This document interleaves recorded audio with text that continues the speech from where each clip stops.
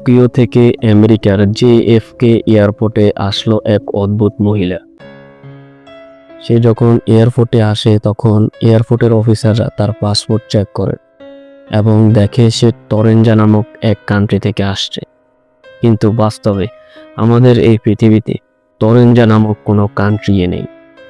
তারপর তারা বিভিন্ন বিজ্ঞানীর সাহায্যে জানতে চায় যে এরকম কোনো দেশ রয়েছে কিনা। বিজ্ঞানীরা বলে এরকম কোনো কান্ট্রি আমাদের পৃথিবীতে এক্সিস্টই করে না। তাহলে ওই মহিলাটি এলো কোত্থেকে?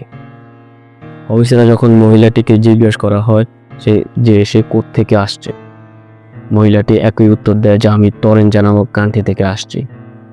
পরবর্তীতে তারা সন্দেহবশত মহিলাটিকে পুলিশের হেফাজতে নিয়ে যায় এবং তাকে একটি আবদ্ধ ঘরে রাখা হয়। ওই আবদ্ধ ঘরের ক্যামেরা থ্রু এয়ারপোর্টের অন্যান্য অফিসাররা অ্যানালাইসিস করতেছিল, অর্থাৎ ক্যামেরাটি গ্লিচ হয়ে যায় এবং ধীরে ধীরে মহিলাটি অদৃশ্য হয়ে যায়।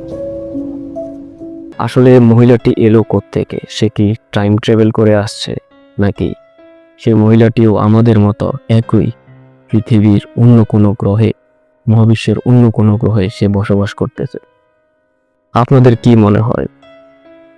অবশ্যই কমেন্ট করে জানাবেন।